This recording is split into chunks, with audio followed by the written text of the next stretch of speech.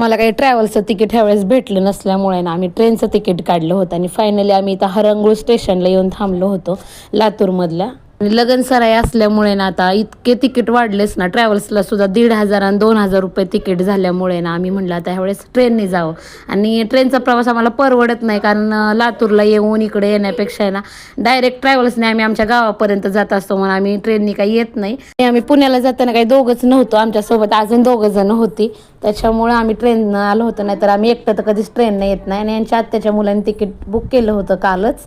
आणि बघा इथं आत्याचा मुलगा आणि त्यांचा मित्र असे आधीच येऊन थांबले होते, 1 तास आधी येऊन थांबले होते आमची वाट बघत. आम्ही पण लगेच आलो होतो आणि ट्रेन सुटायला अजून अर्धा तास होता. म्हणलं तोपर्यंत आपण जेवण करून घेऊ. ह्यांनी जाऊन येत ना भजे, निलंगा राईस आणि पुरी भाजी घेऊन आले होते खाण्यासाठी. मग आम्ही मस्त जेवण केलं, कारण ट्रेन अजून अर्धा तास लेट होता, त्यामुळे आम्ही मस्त जेवण केलं.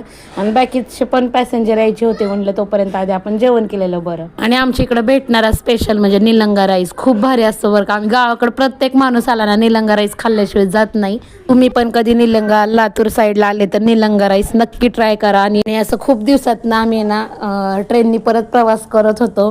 सानू म्हणत होते आमची का पप्पांनी कसली ट्रेन बुक केली ग, ह्यातनं खिडकी पण नाहीये काय नाही. ह्यावेळेस एसीची बुक केली होती, त्यामुळे ह्याला खिडकी नव्हती, असं काचच होती. तर आणि कुठे गेले तरी आमच्या साईश्रीची मस्ती काही थांबत नाही, ट्रेन असू ना काही असू. बघा इथं पडद्यांसोबतच खेळणं चालू होतं साईश्रीचं. व्हिडिओ करते हे बघून दोघं पण उठून बसलेत आणि दोघं पण म्हणतात छान छान व्हिडिओ कर बरं म्हणून. म्हणलं बरं बाबा करते, झोपा. म्हणलं तुम्ही आता जेवण झालंय मस्त.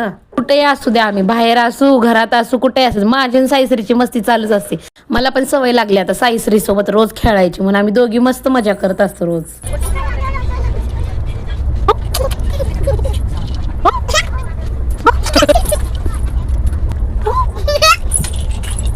ट्रेनचा प्रवास पण खरंच खूप भारी असतो, पण काही कारणानं आम्हाला जमत नाही तेवढ्याला आम्ही येणं जाणं, त्यामुळे आम्ही करत नाही. पण आज झाला आमचा फायनली पुण्याला येण्याचा प्रवास ट्रेननी. चला भेटूया पुढच्या ब्लॉगमध्ये. Bye bye.